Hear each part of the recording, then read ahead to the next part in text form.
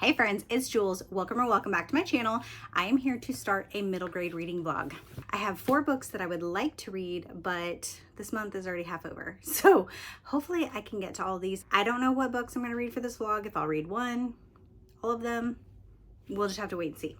But I wanted to go ahead and show you the books that I plan to read for this vlog.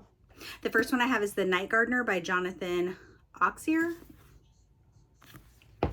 I have The Night Train by Lorelei Savern. Sorry for the glare. I have A Monster Calls by Patrick Ness.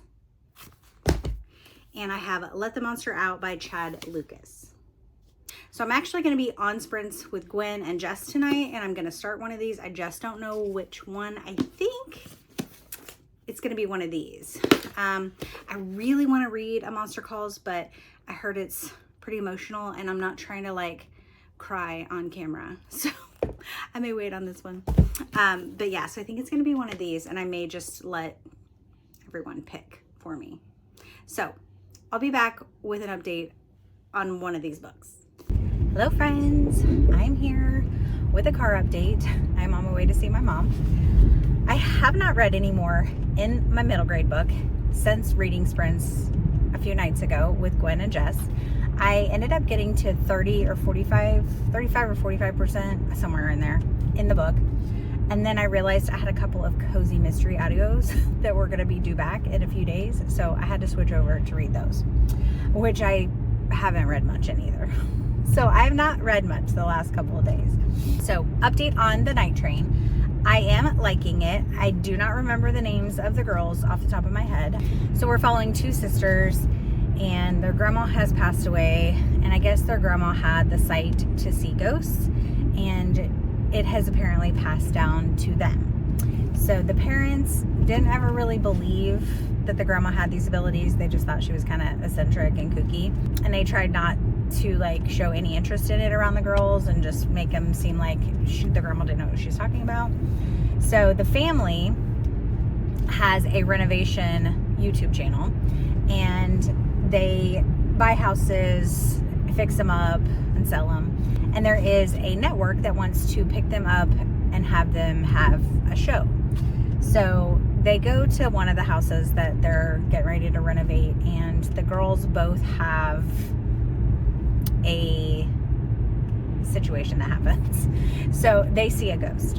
And of course, one of the sisters is like, oh my gosh, this used to happen to her grandma. And the other sister's like, no, it wasn't real.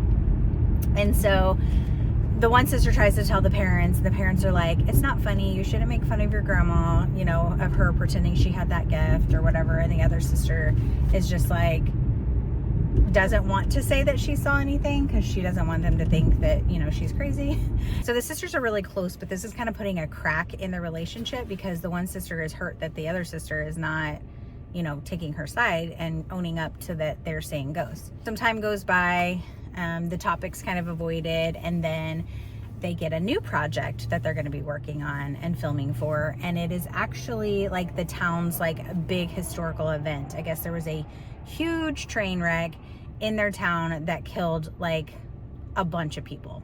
So it was like a postal train and then a passenger train, and the train track operator was supposed to move the tracks at a certain time, and that didn't end up happening, and 2 trains collided, and it caused all these, you know, deaths. And then the train track guy was found dead as well, so they think that maybe he like drunk himself to death, and that's why he missed turning the tracks or whatever. And he did have a daughter, and she insisted that that is not what happened. And there's a bunch of lights up here, and it almost seems like the road might be blocked. I don't know if I'm gonna get through up here or not. We shall see. Anyway, so every 13 years, this town like recreates this big dramatic thing with this train wreck thing. And it's coming up on that anniversary of that. So the school has taken them to do this tour, and they're learning all this stuff about it. The house that they're getting ready to renovate happens to be the house of that train track operator that died. So they are now seeing the ghost of his daughter. So the one sister has finally owned up to the fact that she is also seeing ghosts, and they've got to figure out like what they're, what she wants. And she said, the one sister said grandma always said they needed help, and that's what she was doing. So the ghost obviously needs their help, and they have to try and figure out why. And one of the girls has started having dreams about the train and the ghost on this train. So that's kind of all I know. It's pretty good so far. I'm enjoying it, but like I said, I did have to put it on hold, so I probably won't be picking it up for a few more days. But when I do, I will come back with my thoughts on it. Hello, I'm back with a quick, I'm gonna hurt somebody with this. I'm back with an update on the night train. Look at my bookmark. My friend Corinna made this. Look, it's a little Lucky Charm and a bow, and I had her make it the colors of suicide awareness, and it matches my book perfectly. Anyway, so I was on Sprints with Jess last night, and I got a lot of reading done. So I made it to page 173, and there's only 273 pages left, so I have 100 pages. So my bookmark just fell out. So my goal is to get this finished tonight. But let me update where I was at. So I had mentioned that one of the sisters was having dreams of this wreck that happened, this night train. So a kid that they go to school with is actually working with them at the house that they're renovating, this cottage of this train track operator. And he's there like taking pictures and stuff, and maybe even helping some with like the construction part of it, but he's mostly just there to like take pictures or do video and stuff. And the girls have told him what's going on, and he's actually very excited about it because he's like into that kind of stuff, and he was actually hoping that the house might be haunted and he might catch some like film of something. So he's very excited about this until things start happening. So they're trying to figure out how they're supposed to help this ghost. So they had seen their grandma like do this whole candle lighting thing, to try and help a ghost one time. And so they decided to try that, and it didn't work, and some crazy stuff went down at the house. And then they found like this trapdoor that went under the house, and then down there was like this whole room, and it had this like a model setup of the whole town and this train and the wreck and everything. And then one of the sisters found a journal that somebody else had been keeping about some of the very same things that is happening with her, like seeing the visions, the dreams, having the dreams of the night train, trying to like piece things together on like what's happening.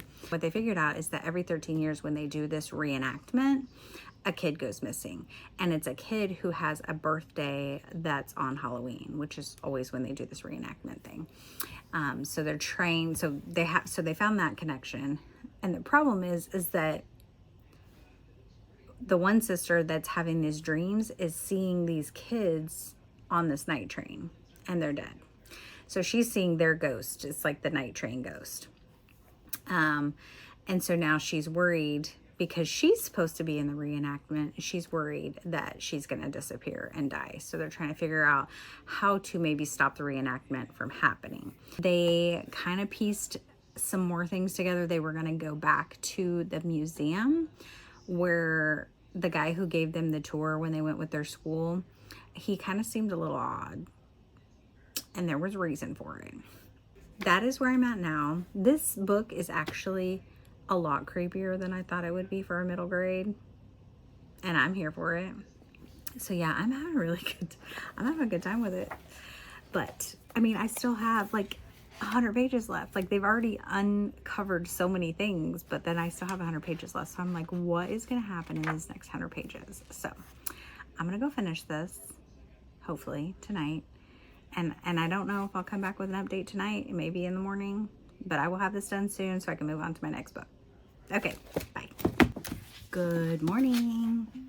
I finished this book last night, and this book is so good, you guys. I don't really want to tell you too much more about it because I don't want to give anything away, but just know that the sisters and their friend worked together to come up with a plan to try and stop the reenactment from happening. That way, you know, Maddie doesn't disappear. So they have this plan in place that doesn't really go accordingly. and then they have to improvise and do something else, and like I can't tell you. I don't want to ruin it. But just know this book is creepy, y'all. It's eerie, it's descriptive, it's very ghosty. So obviously if that's not your thing, don't pick this up. But it's definitely a step up from a spooky middle grade. Like I feel like this would be for older middle graders, okay? Because this might scare some younger ones. But I loved it. I think adults would love this too. Like if you like spooky middle grade, ghosty stuff, this is a book to check out. It was a really good time. I'm giving this one 5 stars.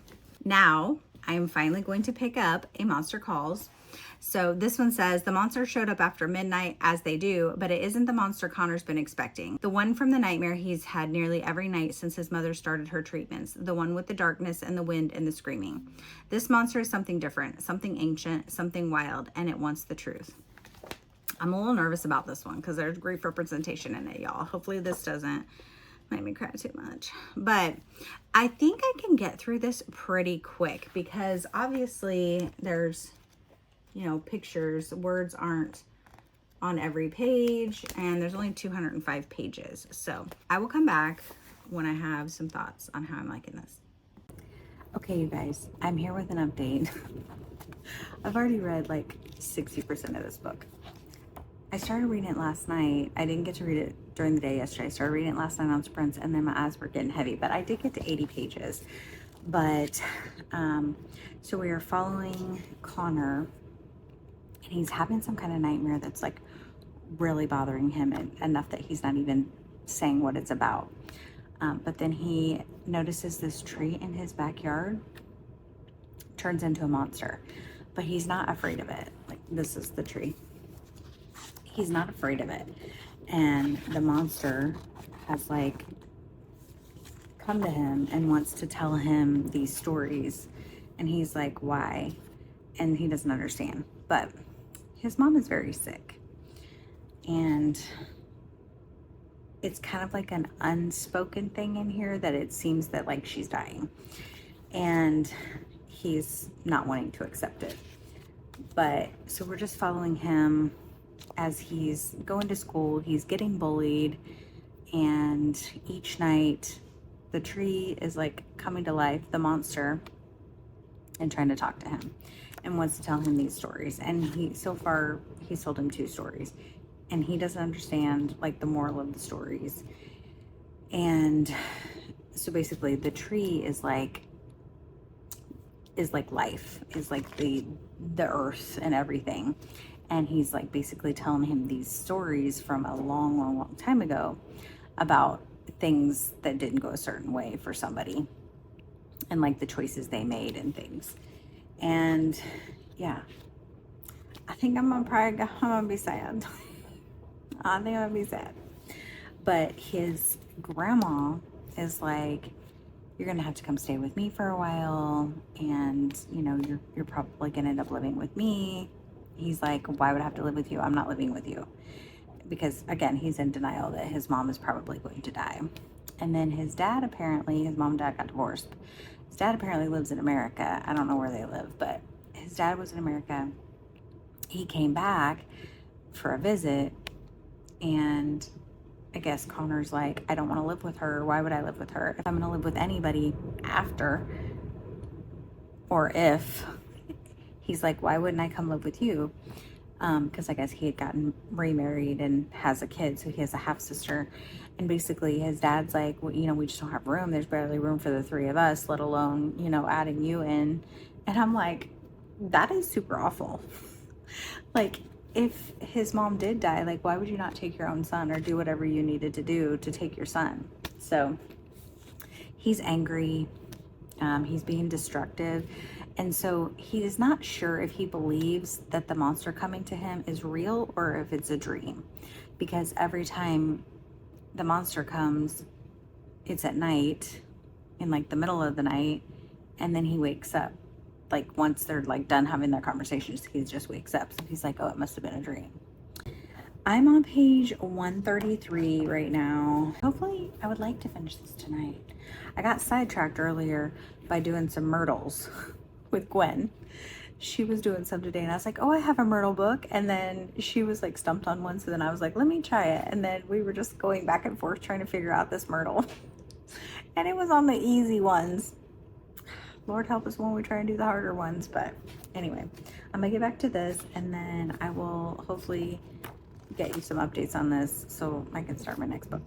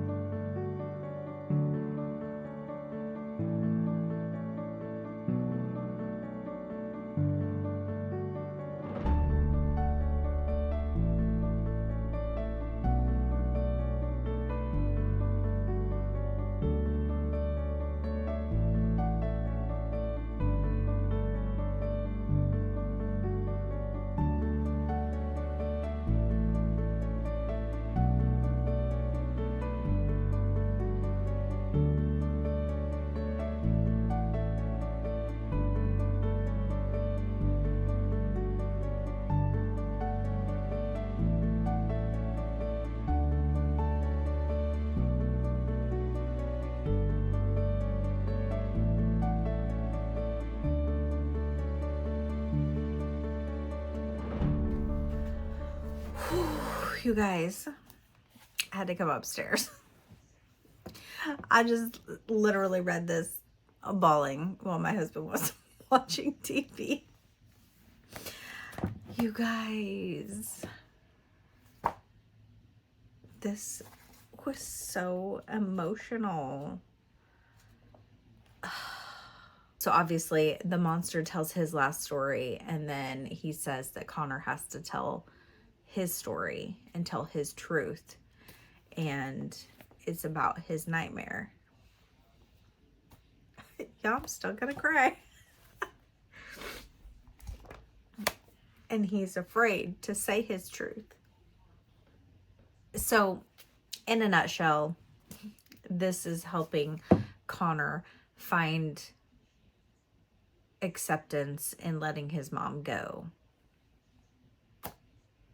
without giving too much details about anything. It did hit a little deep for me because, you know, I am watching my mom deteriorate and know that she's going to die, you know, from her illness, but also not wanting her to suffer, which is basically kind of how this is. It's, oh, I got my tissues out. Okay. Y'all, when I was reading that, I couldn't even hardly see the words because of the blurriness from my tears. But okay, I can't talk about this anymore because it's just gonna make me cry. But it's definitely an emotional read. It definitely goes through the journey of someone dying and accepting that and saying goodbye. And yeah, how is this a middle grade book? I mean, this is a hard hitter. I'm sure everybody could guess. This is 5 stars. Do not read this unless you want to cry. Actually, you should cry. Everybody should probably read this, no matter what, because this, I feel like this can apply to anybody in their life. At some point, somebody has had to deal with, you know, losing a loved one. Okay, I'm done talking about this book. 5 stars. Moving on. Whew. And now I get to go to bed. I'm probably gonna have sad dreams. So we only have 4 days left in the month. Can I get both of these read in the next 4 days? I'm gonna try. I have the audio for this one, so I feel like I want to read this one because I think I can get through it with an audio.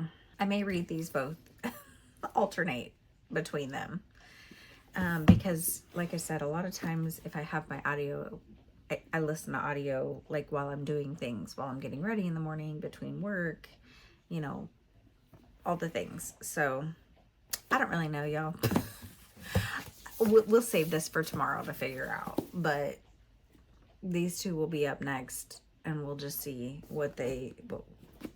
we'll just see if I get through them both. I don't have any plans this weekend, so it's possible I could just sit down and read all weekend, and I may do that. But okay, I'll come back when I have thoughts on either of these books for you. I apologize for the ugly crying. I am not a pretty crier. You know, like there's some people that you can that don't look bad when they cry. I am not one of those. I'm not one of those people. I'm not one of those people. Okay, friends, I'll check back later. Hey, friends. It is Friday evening. I am finally off work. Today is probably the busiest it has been at our work for months. Like, I can't tell you how long it has been since we've been that busy.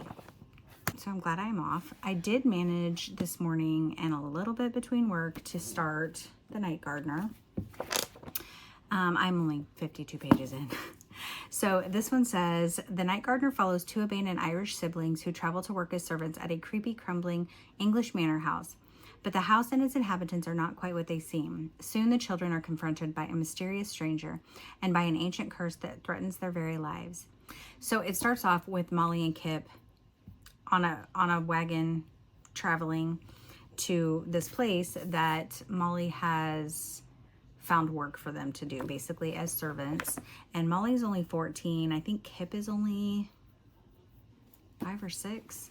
And Kip has a crutch. I'm not sure if he has a disability or if he's just ill right now. But they shown up to this house, and it has apparently a husband and wife and 2 kids. Father hasn't been mentioned yet. The mother didn't know that she was coming, so she's not very nice and says that she doesn't need any help around the house. But yet when Molly looks around the house, you can tell that it's like old and gross and dirty and hasn't been cleaned. There's dishes everywhere.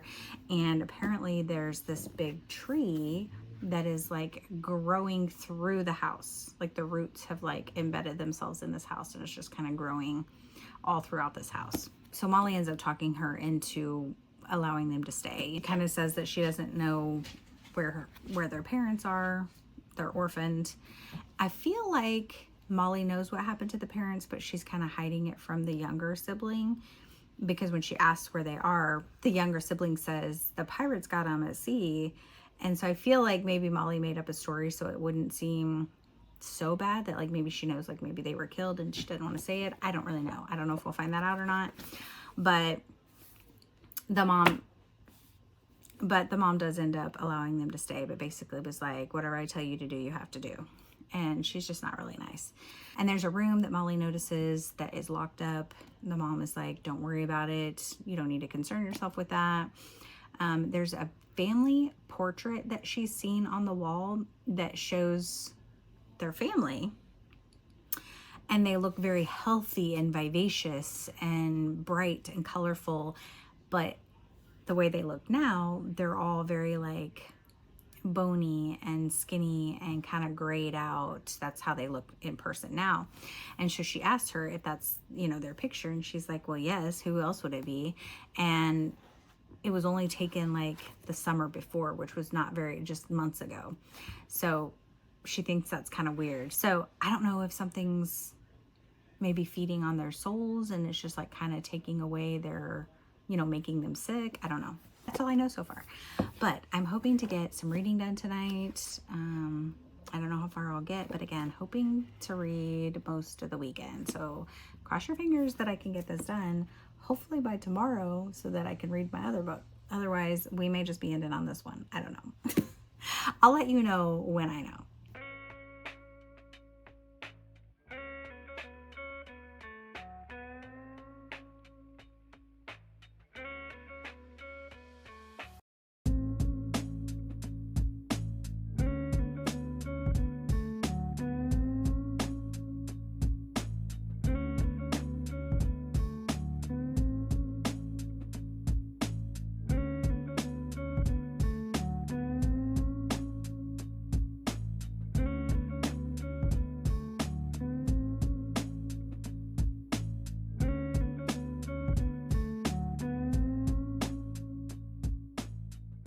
Okay, I'm here with some updates. I just got done eating lunch. I am at the 50% mark right now, and I'm liking finding it pretty good. I mean, it's not like super intriguing to where like I've like just can't put it down and stop reading. It's enjoyable though. So basically we're just following the kids that are the servants and their day-to-day things that they're doing and their interactions with the family's kids, and they have started seeing like a shadow of a man with a top hat. There's been like muddy boot prints in the house that they've been cleaning up. And then one night Molly and Kip are out late outside and they actually see the man, and he looks like he's gardening. He's like digging holes and watering things around this big tree, which is attached to the house by like the roots and stuff. So then after that, Kip decides like he's gonna like test something out. And so he like tries to plant things in that area, and they always die like really fast, but he like never sees it happen. So he's like, something's definitely weird going on with that. He ends up going down in one of the holes that the gardener had dug, and he like pulls up the roots and they're like moving. So it's like alive. And then it like tried to like trap him in the hole and he was able to get out. So he told Molly about it, and he's like, we have to get out of here. This tree's alive.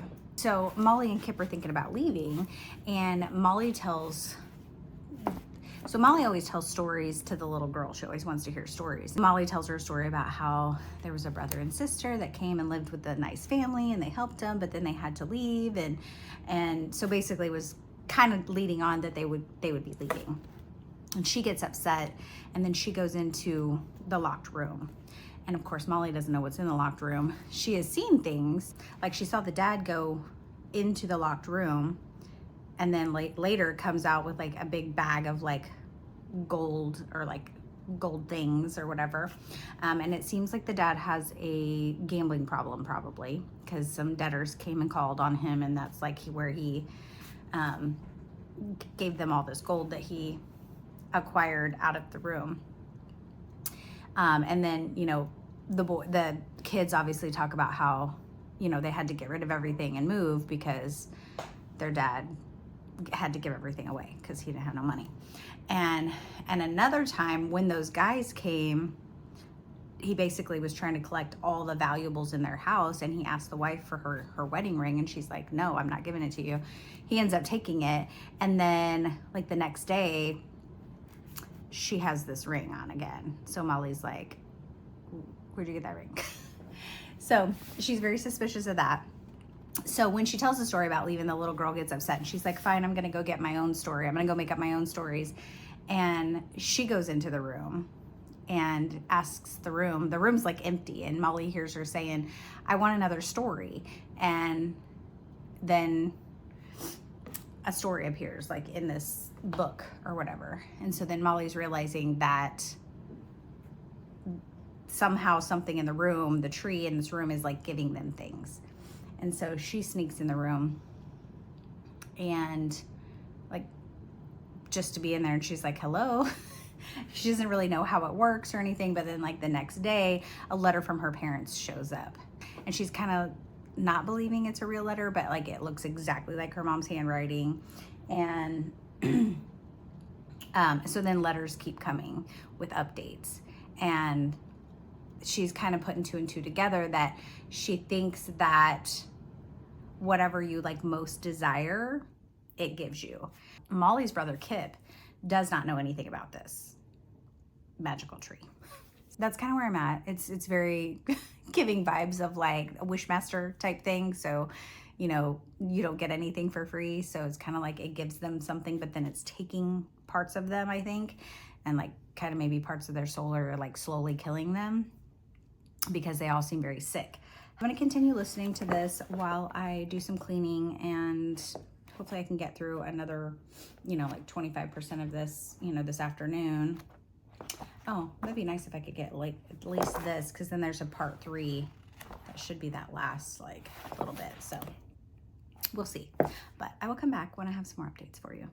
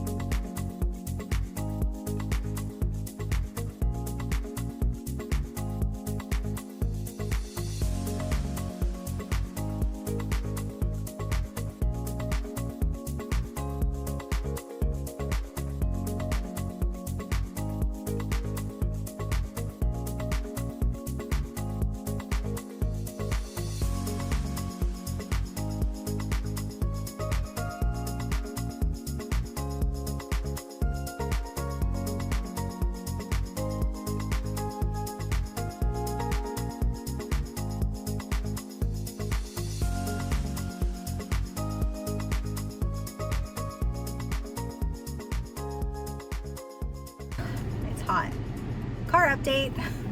So I went into the thrift store and they completely changed how they had everything set up. I do love that all the books are in that like room now. But of all those books, there wasn't anything that I needed or wanted. But, and then like the rest of the, so like those bins that were in those middle bins where all those books were thrown in, they literally have those everywhere in the entire store. And there's just stuff thrown in them.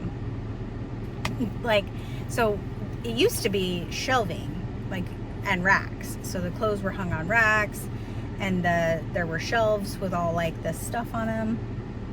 Yeah, everything's literally just tossed into these bins and you just have to like go through it. So like, I'm even like picture frames. So there was like one bin that had picture frames in it and the glass was broken on it. Like, I'm sure because it's like stuff's just getting piled on top of each other. So like, not a great setup how they switched it around. But I did find one thing. I got myself this cute little candy dish. Well, I'm gonna make it into a candy dish. I'm gonna put some little Easter candy in it. I'm so excited. You wanna know how much this was? 35 cents. 35 cents. I mean, did I need it? No. But it's gonna be cute with some little Easter candy in it. All right, friends, I am on my way now to see my mother now that I got all that dropped off. So I am 75% through the Night Gardener. And it's okay. It is not as creepy as I was expecting it to be. Like, from some of the reviews I've seen, like, people were just like, oh, it's so creepy. And I'm just kind of like, I mean, it is, but it's not. So the kids end up coming across this old lady in the woods, and she's familiar with the legend of this Night Gardener.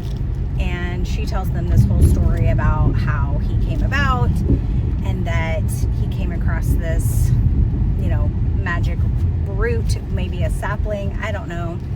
And he was able to talk to it. The tree told him if the guy would help him grow nice and big and tall, that he would, you know, grant him whatever he wanted. He would take care of him. And so that is what he did. And now he is basically like tethered to this tree. So it can give people things they want, but the gardener has to feed it. So like at night, she was thinking the family was having like nightmares. Well, they were, but it was kind of real, but they wouldn't remember things when they woke up. So the Night Gardener would come and basically take from them, part of them, to feed back to the tree. Everyone's aware of what it does. And even that, so Molly ends up confronting the wife about it and was like, why would you do that if it's making you sick? And she's like, well, why are you still here? Because it started making Molly sick because Molly was getting the letters. And it's just like that, you'll do whatever to get something that you desire really bad. So they're just living with being sick in order to, you know, get these things. But yet, you know, I'm sure eventually it'll probably kill them. So they're trying to find a way to stop the Night Gardener. And they found, so the old lady and then another doctor from the village is trying to help them like figure out how to like capture it, the gardener, the Night Gardener, and see if they can try and find a way to like get rid of it. It's just okay. It's not like a fantastic read for me. So I'm just kind of hoping to burn through the rest of it. It's probably going to be an average 3-star for me. It's not awful, but it's just not great. Anyway, but I'm going to keep listening. Hopefully maybe I'll finish it today and then I will come back and give you my final thoughts on it. Hello friends, I am back with some updates.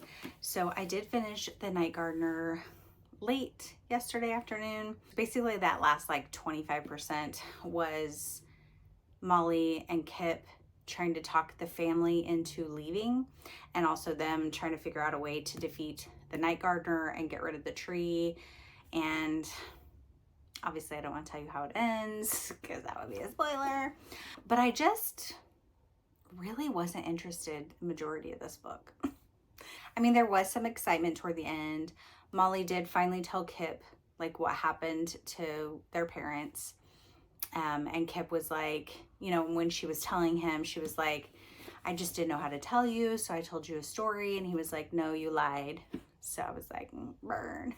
And then Kip revealed that, you know, he had suspicions of things, and that he also knew that she was acting different, and he knew about the tree. When everybody thought he didn't know about the tree, he did. And he knew that she was changing and she was getting sick along with the rest of the family.